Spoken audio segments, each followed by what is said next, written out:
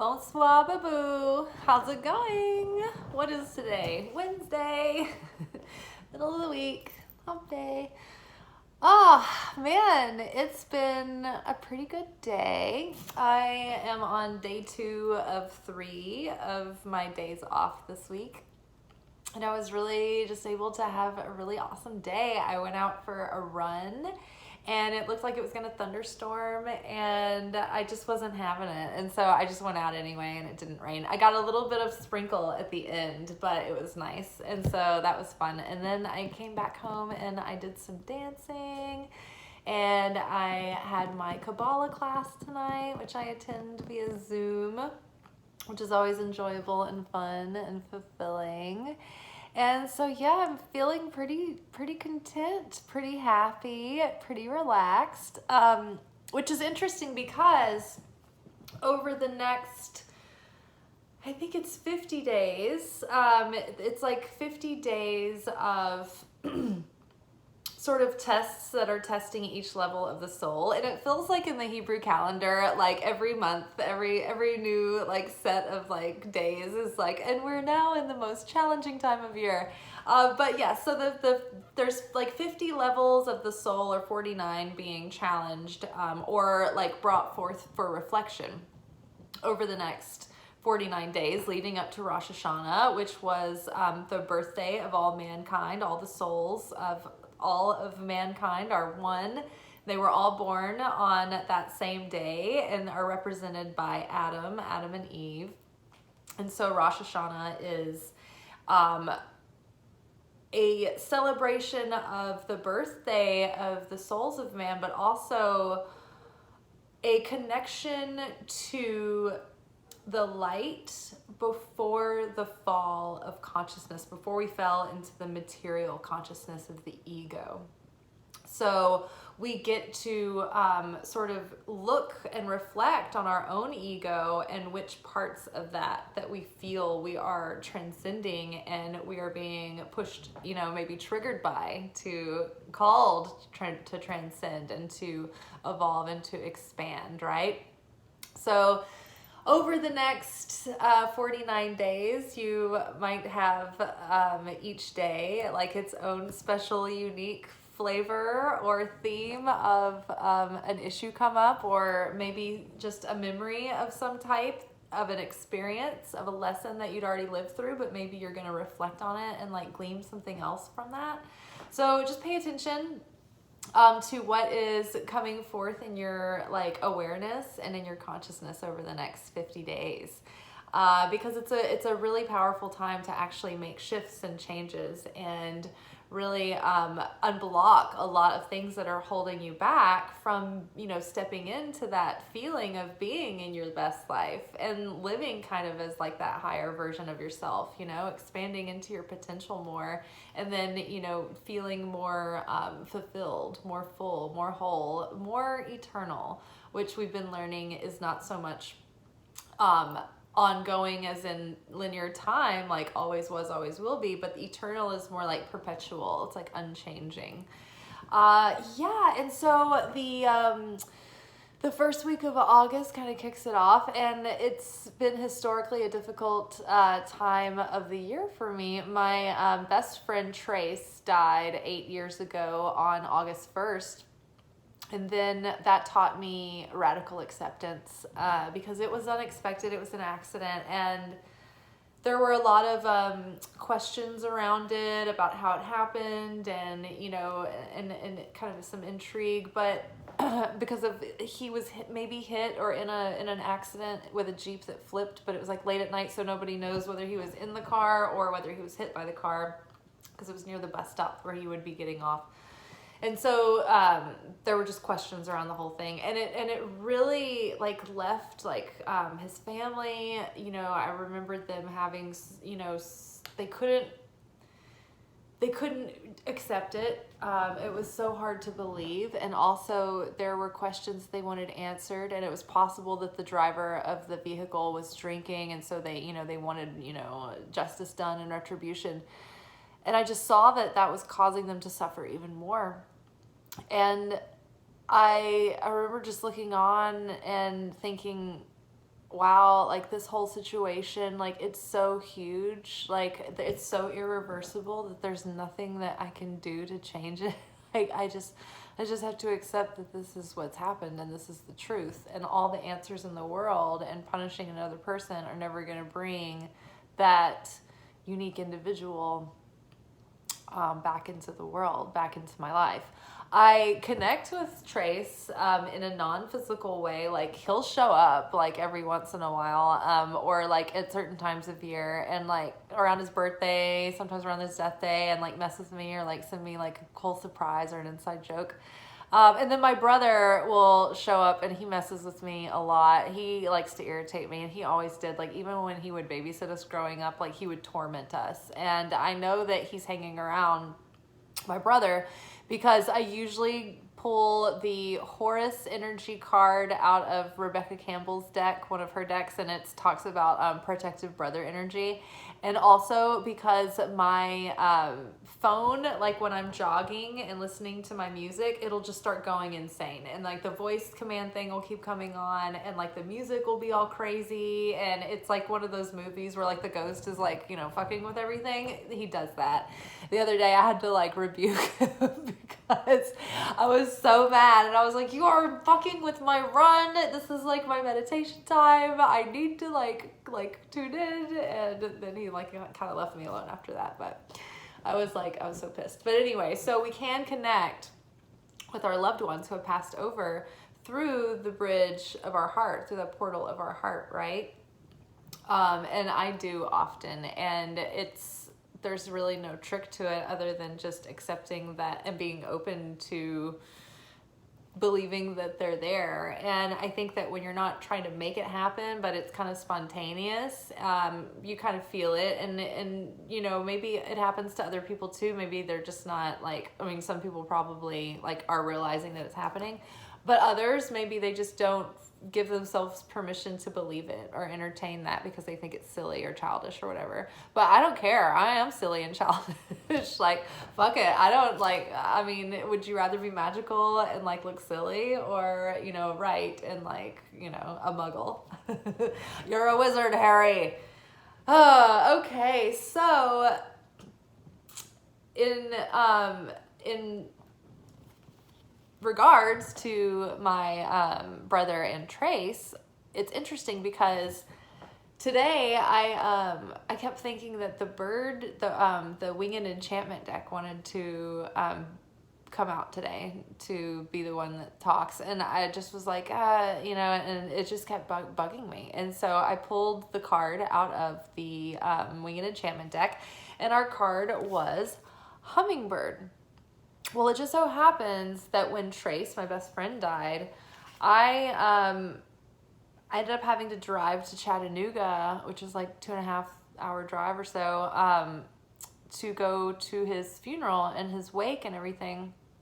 And I was driving, you know, alone the whole time. It was like, you know, kind of a really intense thing to go do, like on a drive like that by yourself. But it was also kind of good because it was like, you know, I really got to like go deep and like think about it all and process. But when I got there, I remember staying with his cousin, and a couple of our other friends did too.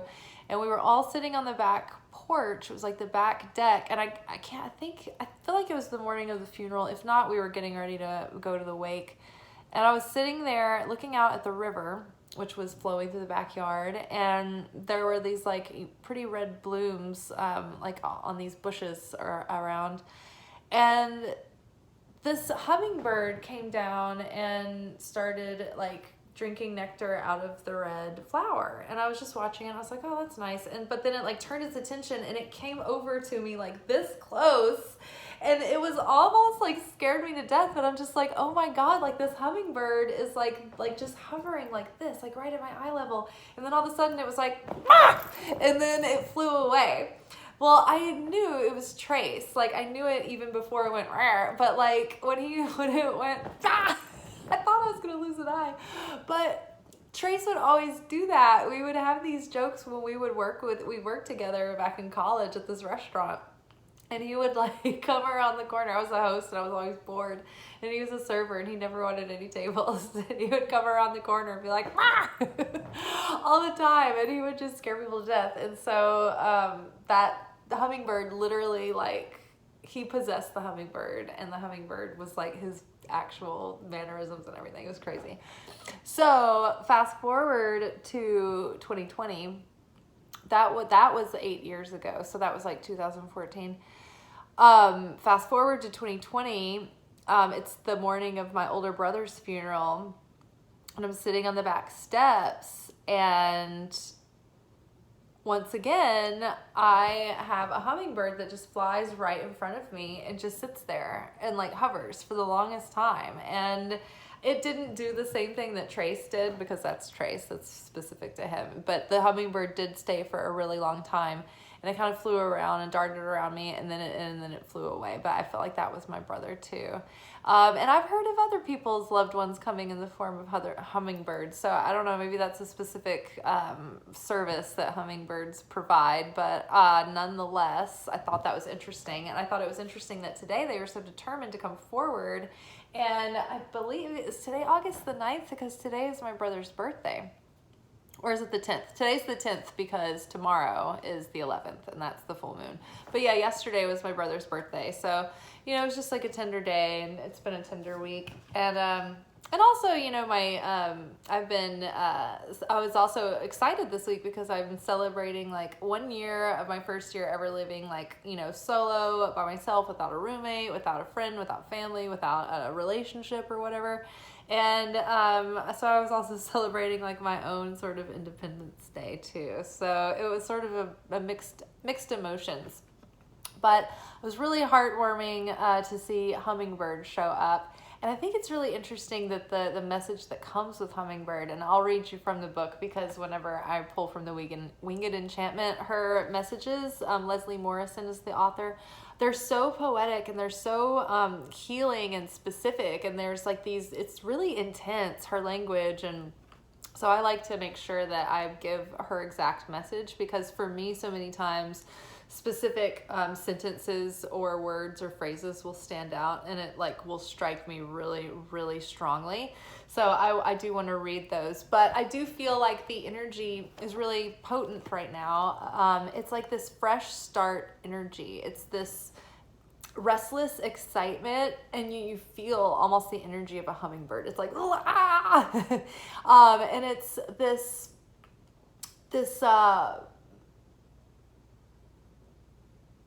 manifesting potential in the unmaterial realm that is pushing through, and that we're processing, and it's gathering momentum. And can you feel something hovering around you wanting to come through? Because I can.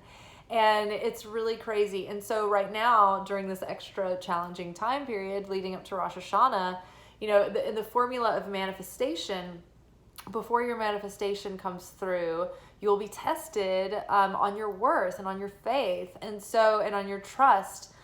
So maybe something will show up that's not quite really what you want. It's not all the way there, and you're tempted to settle, or you're tempted to slip into like negative thought patterns and negative behavioral patterns and negative emotional patterns. But it's like, no, don't do it.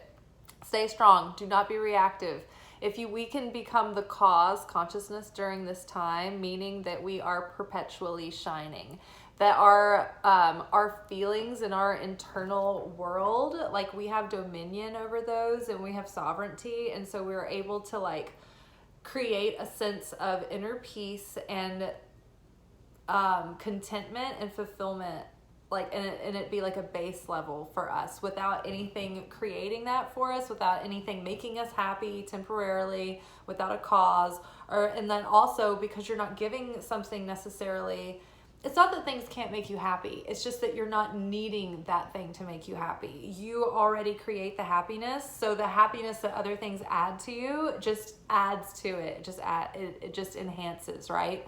So we want to be the cause of feeling joy. So it's like, I already want to feel joy. I already have joy. So all the other things that are joyful are like, I'm creating a joy magnet the more that I feel joy already, right? So you don't want to give something the power of needing it to make you feel joy, because as soon as that thing is taken away, will also have the power to make you feel sorrow and despair. So we want to not be reactive. We want to not be the effects of the cause. We want to learn to have affinity with the light and be a sustaining source of unconditional love. And then everything that adds to that enhances it, right? But it doesn't, we don't get knocked off, right? We don't feel empty. We don't feel lack. We don't feel desperation or wistful longing, because we just feel satisfied, right? So we feel whole and we feel content, and that way we can really like our navigation system can recalibrate, right? And then we can figure out where our true north points, and then from there align with things in our lives that are really authentic and really will enhance our lives, right? Because everything that we're doing is not being created from a place of lack and fear and reactiveness, right? It's not tainted from the beginning. When we come from a place of wholeness and certainty, and we put unconditional love into our creations or what have you, then everything that we create in that state, in that high vibrational state, is flavored with that vibration, right? So you want to keep perpetuating that. So there's a lot of this potential, this raw, unadulterated, unformed, unshaped potential is like gathering, and it's gathering density, and it feels like it's just gonna burst through and like explode into like manifestation and magical things happening everywhere. And it really could. So right now it's important to maintain your sense of clear and clean consciousness, your sense of stability, all of the inner peace and that stable groundedness that you've been feeling. If you've been feeling really confident, if you've been feeling really like strong and just like on your game and in flow, then keep that going, and just be aware that every time you up level, your opponent and that avatar of that level of the game is going to up level too. So if you're like, yeah, I feel great, I feel awesome, get ready for something to upset you very, very soon. If you're like, man, I'm on top of the world, like watch your step, look for the banana peels in the ground, because something like you better believe like that opponent is going to be coming around the corner and trying to shit in your cereal. So just be aware when that happens. When you're triggered, or if and when you're triggered, just be like, okay, cool. Well, what is this triggering in me? Why am I triggered? What is this trigger telling me? And like, okay, cool. I'm really actually appreciative of this moment, because having felt this feeling for a minute, I can sense, okay, I can follow it back. I can explore it. Where did it come from? Is it still valid? Can I let it go now? Is this not even true for me anymore? And it's just like a reflexive response to something my nervous system is just used to playing out, right? So you become more conscious, you become more aware, and then you are able to like heal and release things. Let's see, what else? We're not slipping back into old patterns. We're watching our triggers. I'm going to read Hummingbird for you guys. But yeah, I think it's also about like being aware of time. Like, don't waste time. When you create a vessel, meaning like when you set a goal, for instance, the goal is that vessel. If you don't act on that, and if you don't put energy into it, the light of fulfillment can't come in. And so it ends up causing discontent and even chaos, right? So we don't want to waste our time. We want to be sure to be regularly like taking action And then, you know, sometimes that action is sitting back and reflecting and reevaluating, but sometimes the action is getting out there and like taking steps and doing things. But it's about like aligning with that season and being on top of it, right? But understanding like when you feel this wave of inspiration and this momentum and this energy, you want to capitalize on it. You want to like work with it. You don't want to just let it pass you by. Okay, so Hummingbird. I am Hummingbird. I am creator shaman. I am the burst of light in the darkness, whirling and weaving through the pattern of time. I create the nectars of life. I am the fragility of time and the strength of passion. I am the beauty of nature in motion. I advise you to keep your garden in order. I am the fleeting brilliance of the moment. I am here. I am the here and the now. When your world has ceased to make sense, I will be the one fluttering at your window. Hover precisely where you are and take a good look around. Take it all in before your next great adventure. I am luminosity. I am the magic that happens with the first breath. I am the life that stirs at dawn. I am the opening of the flower in the spring. There is a miracle in every particle of life. You are spontaneous action. You are divinity made manifest. You are the joy of movement. You are Hummingbird. And I remembered what I wanted to point out was that, what was it? Oh yeah, to keep your garden in order. Oh yeah, to keep your consciousness in check, because when you are in a state of feeling good and feeling full and full of life and fulfillment and happiness and confidence, that creates your magnetism. Your consciousness creates the electricity, the feelings that you have create that electromagnetism. So don't let your garden get out of whack. Keep your kingdom, all the things that you've gotten in order, keep that going, maintain it, and maintain your inner world inside too. Maintain the spiritual practice and all the other practices that have allowed you to cultivate this feeling of being in the garden again, right? So cultivate and maintain this consciousness. Don't let it get out of control, because then you're not going to be manifesting what you want to manifest, right? You don't want to get into a state of anxiety and fear and lack and doubt, because you'll be manifesting from there, and that's not going to be good. So stay in that, maintain your garden, stay in that positive and light and joyous state of consciousness and feeling good. And then what was the next thing? Oh yeah, take it all in before your next great adventure.